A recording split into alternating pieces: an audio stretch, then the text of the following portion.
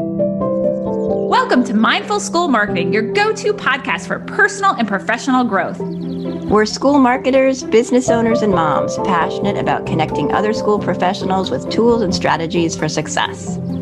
We love solving problems, exploring new ideas, and thinking outside the box. Let's transform your school and life starting right now.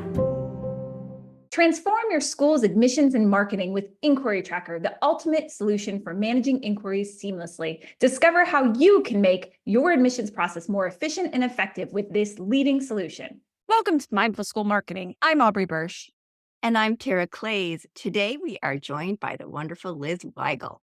Liz is Director of Marketing and Sales for TruthTree, a digital marketing agency supporting private schools in their digital marketing efforts with data-driven research, analysis, and testing to engage with prospective parents. Hi, Liz. Thanks for joining us today. Hey, you two. Thanks for having me. It's good to see you both. I'm so excited that you're here, Liz, because I always enjoy chatting with you. But I'm also Same. excited about this amazing topic we're going to dive into today. But before we get started, can you tell us a little bit more about yourself and your work? Yes. Interesting, tricky question. How you think back on your career and your life and you're like, how did I get here? It's interesting. I started out in nonprofit marketing. Out of college, I was like, got the job director of communications at the American Lung Association in Chicago. I'm like, who gave a 24-year-old that job? But you can imagine, right? I learned so much. This is back in the day when you built websites using HTML. I taught myself HTML anyway. Learned a lot, then landed at a university, the University of Illinois at Chicago. Really was an exciting job at a major institution doing marketing for the large university. And then started moving into private school, K to 12 marketing and admissions. I did some charter school marketing, pre-K to 8. And looking back, I'm like, wait a minute, I've been doing school marketing my whole career. So it's funny how it just happened that way. It was never like, oh, I'm going to be a school marketer, but your journey takes you where you're going to go. And now working at TruthTree, it's been fascinating because now I work with hundreds, tons of schools. I talk to schools all over the country, and it's cool to hear their problems, their challenges, their joys, and to be able to support them and help them. So I feel like I'm working in all sorts of schools now, which is cool. That's great. We are really happy to have you here today. And for our audience who might not know what digital marketing is, what is it? Yeah. Is it advertising? I think we hear this a lot there's a lot of confusion around it. What does it encompass? And where should the school start if they're thinking about dabbling into it once they figure out what it is? Yeah. I'll just say it's confusing to people because it is confusing. So let's just be real. It's a lot and it's changing. I would say, I don't want to be alarmist here, but every week there's a new thing that's popping up. We at TruthTree are seriously looking at Chat GPT and AI and Pi. And is this going to be a thing that parents are using in the future to find a school for their child? It's constantly changing. So I hear you that it's what even is it? Because it is a lot. But typically, how I would describe digital marketing versus, and I'm using my air quotes, traditional marketing. Traditional is the things that at schools we've been doing a long time. We've been doing the ads in the magazine, maybe some direct mail. Some schools have done television or radio. I heard of a school that was doing billboards in the airport. So things like that are, quote, more traditional. Digital, I hate to sound pedantic, but it's being on the internet. It's being where parents are digitally. So that could include online videos, Google ads, search ads, display ads, Facebook ads, your organic social media stuff, your TikToks that you're posting, your Instagram feeds that you're doing. It's a lot of different email marketing, content marketing, inbound. So there's a lot of buzzwords and things, but it's really all about getting in front of that prospective parent, getting your school that kind of digital brand visibility. And there's infinite numbers of ways to do that. So it is a lot, but it's really where parents are now. Apparently people are still having babies. I haven't had one in 15 years. I'm like, wait a minute. So parents are getting younger and younger. The technology is getting more interesting. It's where parents are finding that mix of Should we be in traditional marketing? Are our parents there? Is this a board priority because the board really likes seeing the ads in the magazine and they're really fancy and glossy? Or should we moving more digital because that's where the parents are hanging out? So it is a lot, but once you start wrapping your head around that parent and where they are spending their time, you start to get clarity about your investment and your time too. Ooh, this is so good. I love how you put this because we have to think about our audience today. Our audience today is not what it was 10 years ago. Yeah. So much has changed. Yep. So, as you mentioned, there are tons of options in the digital marketing world.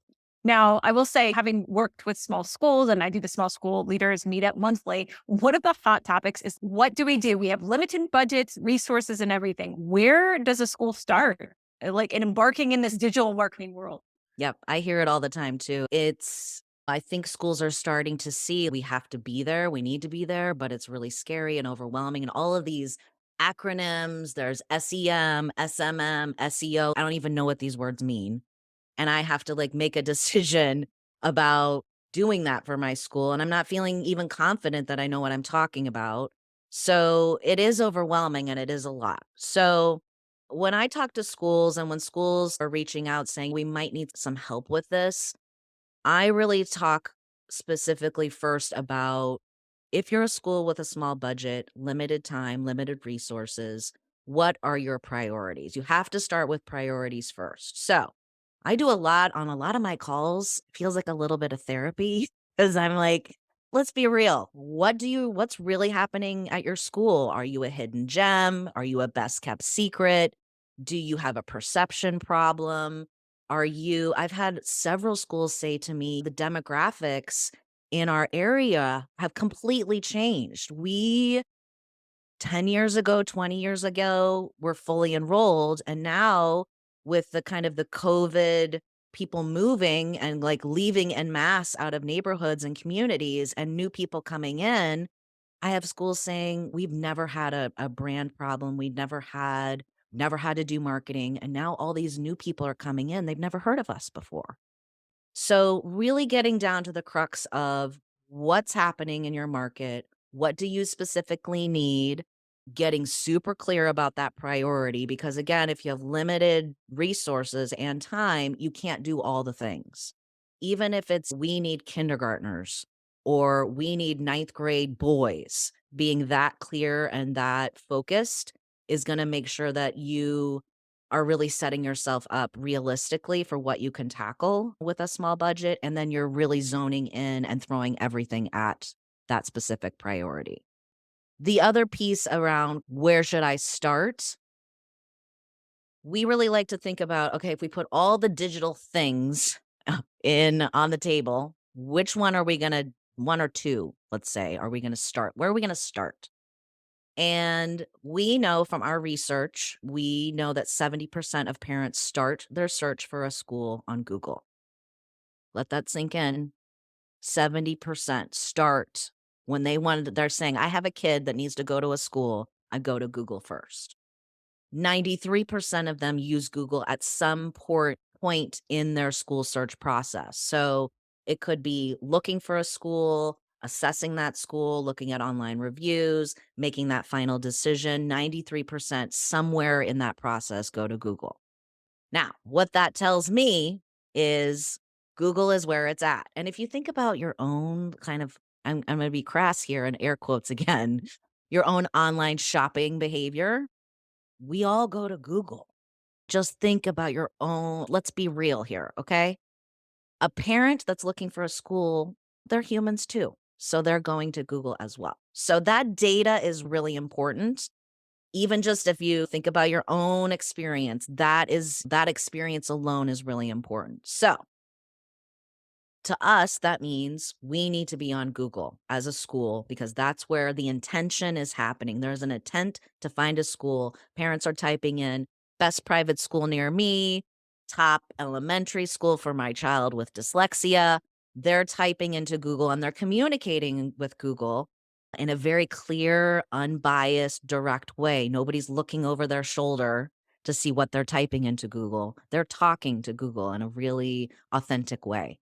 If, again, you have limited budgets, limited staff, limited time, if you can spend time on Google Ads specifically, you can get on page one instantly with a Google ad. And you can get that brand recognition, that visibility. You're going to get clicks. You're going to get web traffic to your website. That's where it starts. And for us, all day, every day, Google Ads. Let's start there. Let's get it going. Let's get the engine, the advertising engine going, and start getting you visibility and clicks and traffic to your website when those parents are searching. Okay, I got that message loud and clear. Google, right? It's all about Google. So that's really helpful. And I think you've boiled it down to the basic fact here.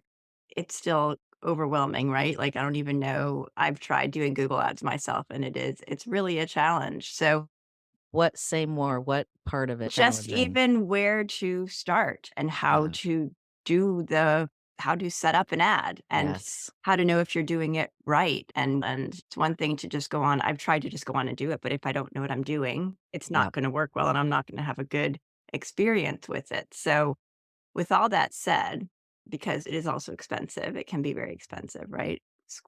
Many schools have a limited budget and maybe they tried to do it themselves and it didn't work. And so they don't think it will work or they want to Mhm. try it again. So if they have limited resources, how do you recommend that they start in terms of determining when they should run the ad themselves, how they go about that, or when maybe they should outsource? What does that Yeah. entail? Yep. Yep.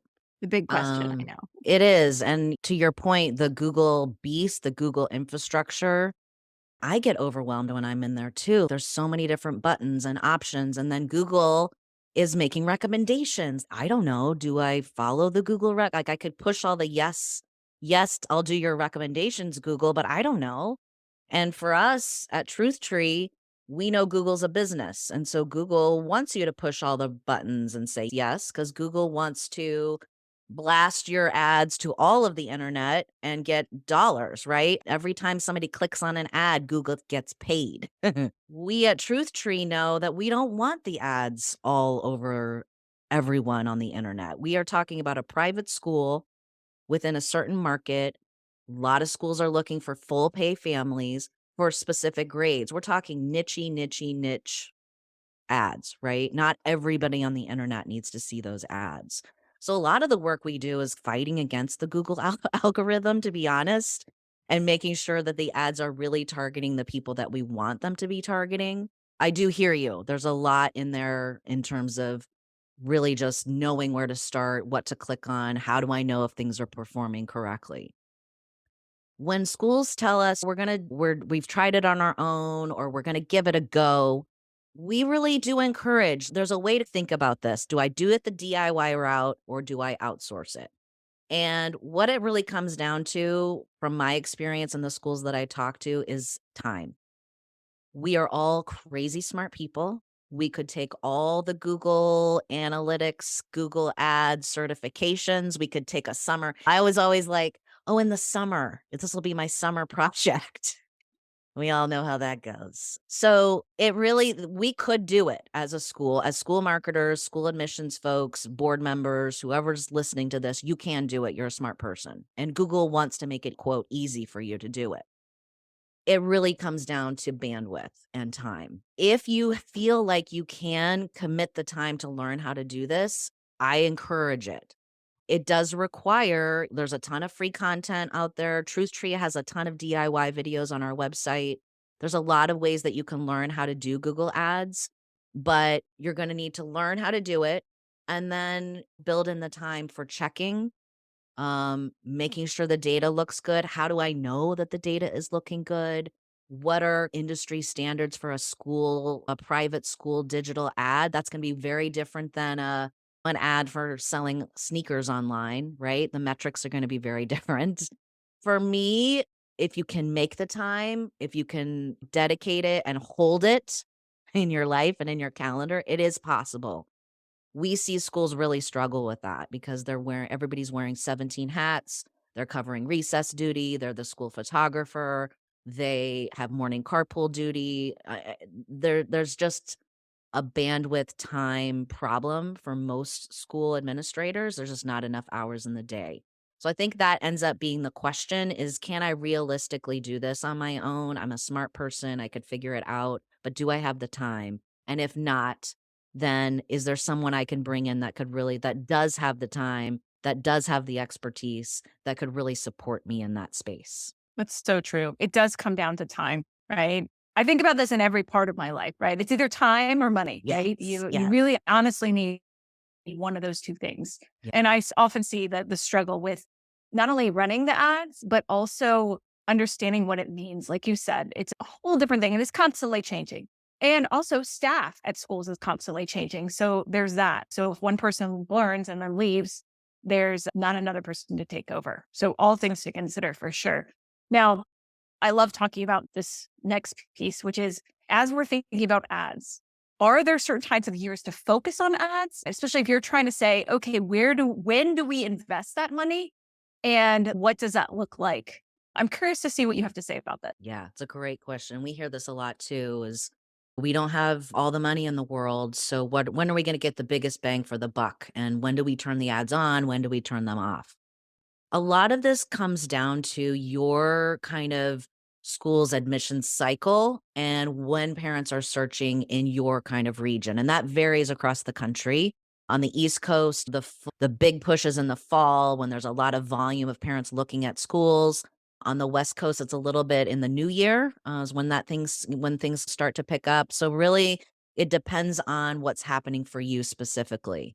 The other piece that it's really connected to is what openings do you have for next year? Do you have clarity around that? Are there deadlines that you really want to push in your ads? Do you have events that you want to promote and you really want to put some advertising dollars behind those? You're going to want to think about kind of those moments in time where you want to push hard and then times when you might want to pull back a little bit. So, the big piece to Google Ads is that parents are searching year round right now. I'm actually working on a blog post right now about how the cycle has changed. Parents are doing so much online research and doing all the due diligence, reading all the reviews, talking to all their friends. They're not inquiring anymore. They're going straight to the application.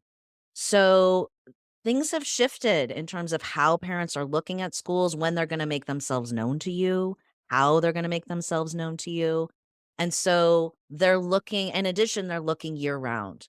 So we really talk a lot about that seasonality, but also if that parent is searching for a school in July and you have openings, you want your ad to pop up because that's, again, a parent searching and you have an opening. Let's make sure we get that click and that visibility. So for us and for Google, unfortunately, I hate that, Tara, to your point, it's like Google all day. I hate that we have to feed the Google beast and like Google's running our life, but it is what it is. Google penalizes you for turning your ads off. So we really encourage schools, if you have $5 a day, okay, if you have a little bit of money, you want to keep your ads running year round. Again, for that obscure parent that might be clicking and looking for you, the brand awareness alone, the impressions, getting your name out in front of parents when they're searching, and then also not having the double whammy of having to restart your ads again. Google has to relearn all of your ads. You have to redo all the things. It's better and your ads perform better. Google blesses you, gives you some good feedback if you keep the ads going. And so if the ads actually do get better over time because more parents are seeing them, we're clicking on them, you're tweaking them, and the machine is doing the magic in the background. You want to the theme is turn it up when you need like to do a big push, turn it way down when you can so you can balance that ad buy over the course of the year. We know over winter break, not a lot of parents are searching for a school and it's super, super expensive to run ads. Think about all of the big box and the retail that are all also targeting parents with their big ad dollars. So maybe winter break, you want to scale it down. We also know, this is a funny one, the week of July 4th is a really low search week for whatever reason. So maybe you scale it down that week. So you're going to turn it up, turn it down, but be in response to what's happening for your school specifically. So interesting and so frustrating. You get penalized for turning your ads off. Jeez, Oh, what a Google. Yeah. so many things, right? How does anybody even know that? Okay, so this is so helpful, Liz. What are some must-do things? So if you're going to be doing this yourself, Mhm. what are some must-dos? And I'm going to throw in here something because I see this. I get contacted by your team and other digital ad teams because schools come to them to run ads and their website is Ah, slow or yes. their website is really out of date. I'm going to start just by throwing that in there that a must do, right? Is to make sure that whatever landing page or website you're going to is good. That's probably a must do before you even run ads. You have to have a school that's delivering what you're promising, and you have to have a website that's displaying that, right? But Yes, what else? let's Yeah. start backwards. I love that. You have to have a program that parents want, right? If there's something happening within the school, if there's a perception thing, if your fourth grade math program is not what it should be, we got to start there, right? We have to deliver a program that parents are excited about, that your current parents are raving about, and that you can promote and that people want. So good. I love that, Tara. Then yes, you can have the most beautiful, the most engaging, like you're getting all the greatest Google clicks in the history of the world. And if they click on that ad and they go to your landing page or they go to your website and there's a mismatch of content, like the ad is saying something really different than what happens at the school, or let's be real, if it takes more than a second, I can't remember the milliseconds. Do you know this, Tara?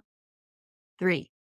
3 3 s seconds? 3 3 seconds. seconds Mm, before if your website isn't loading in 3 seconds, you get they're out, penalized. Yep, yep. and they're out. And think about again, I keep going back to our own behavior. I will not wait long for a site to load. It's over, I'm gone. There's something wrong with this website. You're gonna make that same assumption about a school. This is not a legitimate school. If they can't have a website that works, I don't know about the program. It just starts to beg lots of questions. So yes, the landing page, the website has to be engaging, on point, no bugs, no issues. And they're seeing that ad on the internet for a millisecond. They're clicking on it. That landing page has to really start to tell the story. You have to start emoting and connecting and engaging with that prospective parent because they've never heard of you before and they saw you on the internet. And now I'm like sort of curious.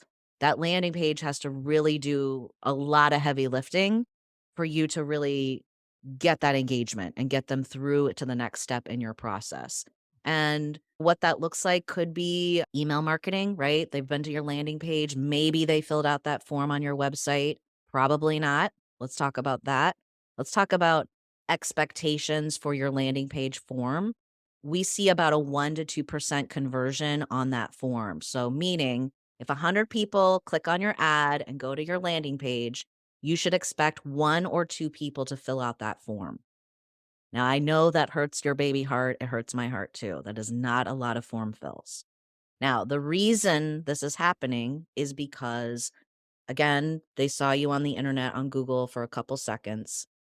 I am not ready to give you my email address. It's not happening. Mostly because this is a very expensive purchase. Now, your tuition could be $5,000 a year, it could be 60 grand a year. This is a big investment. It's a lot of my money. So I'm not going to give you my email out of the gate. I got to do some research here. The other reason you're not going to get a high form fill rate is this is an emotional purchase. It's my child. So I'm for sure not giving you my email until I know that this is something I really want to pursue and that I potentially can afford. So that landing page really starts the conversation. It's going to move them to get to your website and start going down the rabbit hole with you more. But it's the conduit to your website, and it really needs to help tell that story and get them curious and doing more digging and do more research too. So those are some do's and don'ts. I think another big don't is don't change your ads all the time. You might get a board member or somebody say, "Oh, we need to change our ads. They're not working," or "I don't like it." Really, an ad campaign should run a minimum of 2 months. And I know sometimes that feels scary because I need to know how it's going, how's it performing. And you can see the data, right? You can see what's happening. But it does take a while for the Google machine to really make sure the ads are getting in front of the right parents, for you to see the keywords that are coming back. What are parents using? What are the words that they're typing into Google? So if you change that every week or every couple weeks, you're not getting the data, you're not getting the traction. And again, Google starts to ding you. They're saying, there's something wrong with this place. Why are they changing things all the time? This is not a good ad that I would want to put out into the world. So you do have to like let it burn for a little bit. And we see schools a lot just changing and you're just not getting the traction that you should be. So we really encourage schools to think of like a 2 month campaign and start thinking, okay, what's happening in 2 months? How can we start thinking about our next ad set? What do we want to think about in March, in July, in September, and really start thinking of the long game and planning multiple months in advance around your strategy?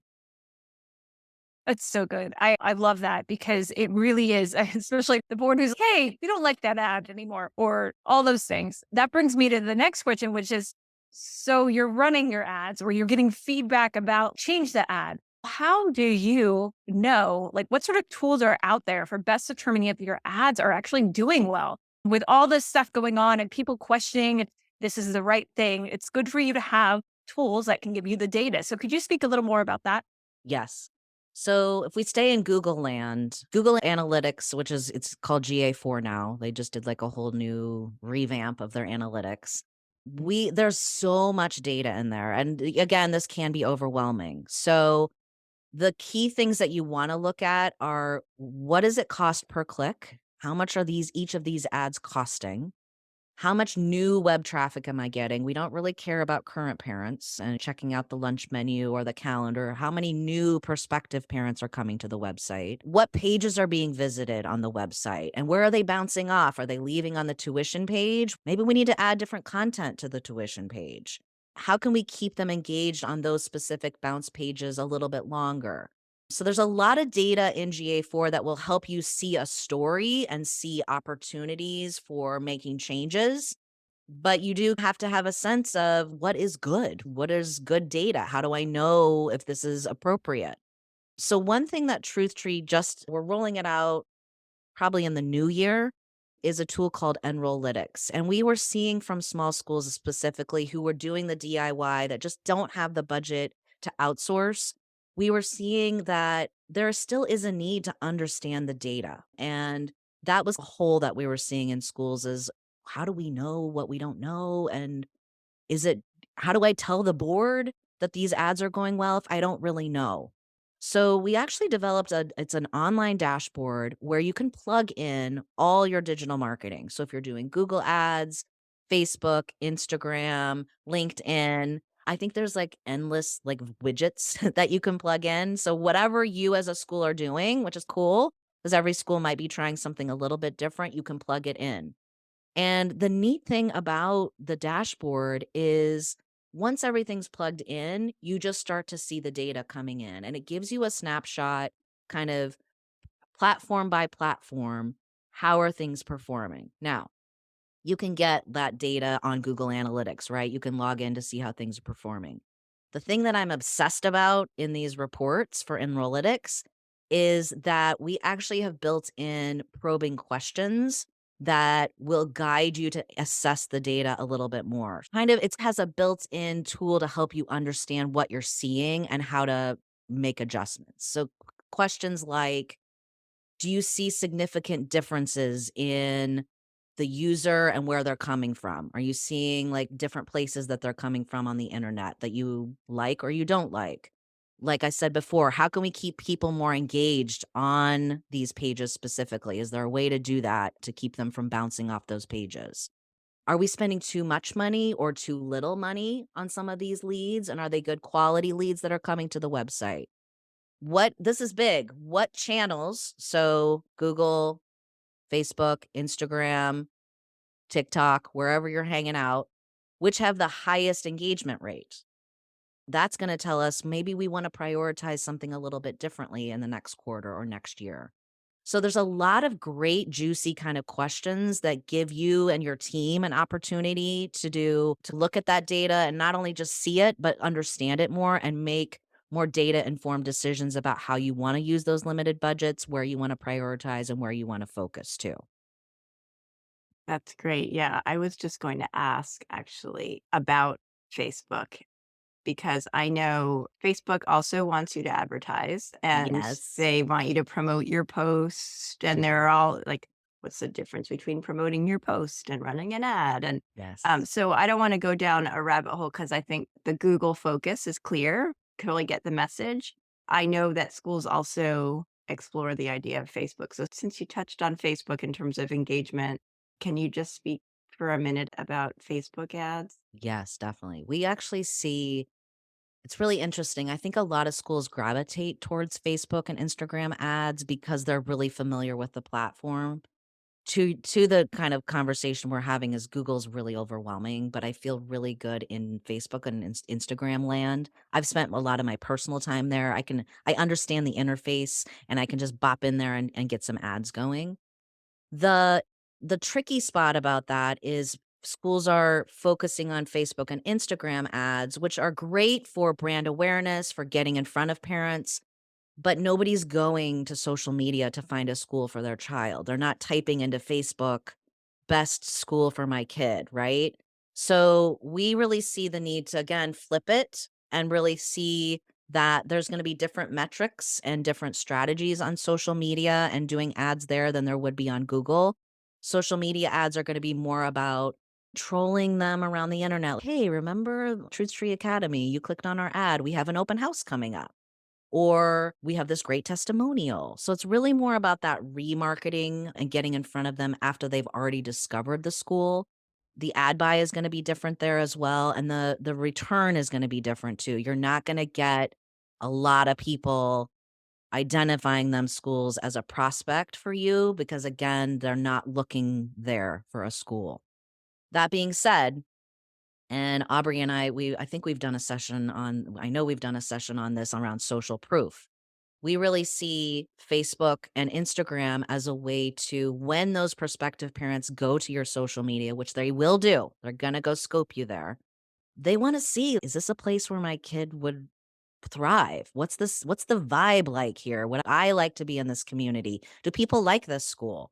And so that proof becomes an extension of that word of mouth that in the old days was like my neighbor telling me about the school. Your social media becomes a branch of your word of mouth. And so making sure that your social media is strong, that your current parents are engaging so that when prospects do land there, they're getting a sense of the program. And one other tool that we have seen some schools do really good work with is boosting some posts. It's different than doing an ad on Facebook and Instagram. Let's be clear, it's not the same. But if you have a great post that your parents have blown up with engagement, with likes, comments, there's something like really juicy happening with that post, boosting it is a great way to get that higher in the feed for prospective parents so they do see that as well. So that's one way of bypassing the Facebook ad beast is by boosting, but it doesn't have as much targeting, it doesn't have as much reach. It's one way of getting in front of prospective parents, but it's a little bit of a different strategy than the full kind of ad campaign. Thanks so much, Liz, for talking about that because I know that's on a lot of people's minds. And I appreciate you talking about social proof because I'm so passionate about that, as are you. It's so important for us to have that social proof online for parents to see. I'm going to switch kind of our focus here as we're a mindful school marketing podcast. So the word mindful is in our title. And we talked about mindfulness and how it applies to schools. Can you tell us how you define mindfulness and how it applies to your role or to your work with digital marketing? I love this. It's a little tricky one. I think for mindfulness, to me, the root of it is intention and action. So for me, it's all about my intention, my awareness, my focus, and then how that translates into planning and execution.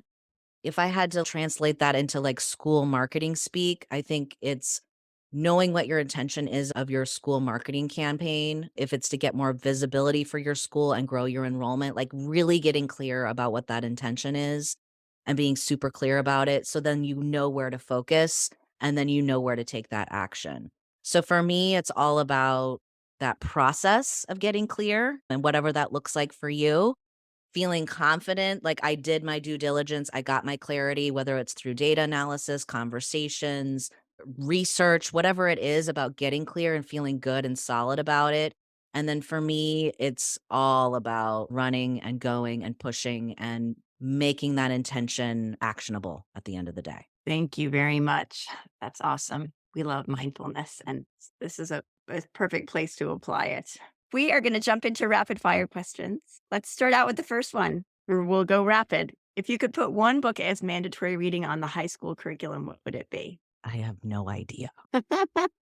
For real. That's okay. That's all right. What's one app you could not live without then instead? Yes, I know that one. And I think, Tara, you and I have an obsession with YNAB. I feel like we've talked about this before. The You Need a Budget app. I'm obsessed. Mhm. If there was a book for high schoolers on how to budget using YNAB, I think that would be a good book. Yeah. I feel like everyone needs to be like, that's my goal for my son. Please learn in high school, if not from me, how to actually do that. Yep. So good thing there isn't app out there. What are you reading right now? Oh, good. I don't read a lot, like with my eyeballs. I'm a big podcast audiobook person, but a friend of mine just wrote a book. So I was like, I have to buy it. I have to support him. This is his book. It's called Undercover Prophets by Jelani Greenidge. He's one of my college friends, and he's a pastor turned hip hop DJ turned stand up comic. So I'm very excited to read his book. Fantastic. What's the author's name? I'm going to look it up. Yeah, Jelani Greenidge. Greenidge. And we can add it to our Goodreads book We list. will. Yes. The Thank you. subtitle is Pursuing Stand-Up Comedy to Talk About What Matters Most. Fun. All I right. can get behind that. Yeah. Thank you. All right. Liz, last question. What's one great piece of advice you can leave us with? I think it's to be brave as a school marketer. These jobs are no joke. There's a lot of pressure. It seems to me the pressure is getting more and more every day. And I think for schools that are struggling with enrollment, if they're the best kept secret school, I think learning more about digital marketing, start to go down the rabbit hole just yourself. Take a class, read some blogs. There's a ton of content out there for free, but start educating yourself and take that brave leap of faith instead of avoiding or being overwhelmed. Really put yourself in a position of power and strength and authority. And I think a lot of digital marketing, because it's so overwhelming and confusing and there's so many different elements to it, it can feel like a lot. And not only educating yourself, but now you have to educate up the flagpole, right? You have to educate your head of school, your CFO, your board marketing chair.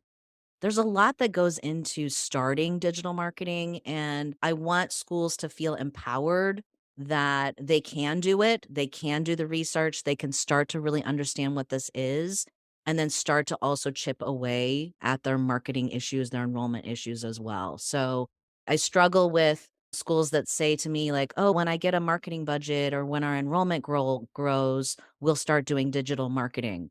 So it hurts my heart because I just feel like there's opportunities and there's ways that schools can really start tackling these things. But it does take a budget, and it does take some education, and it does take some awareness beyond yourself, which I understand is hard. So be brave, start learning some stuff, read some things, and start talking to your colleagues and your coworkers and your bosses and the board about what the school needs. That's some great advice, Liz. Thank you. Yeah. My Thank pleasure. you. We're so glad you joined us today. This is going to be a really popular episode.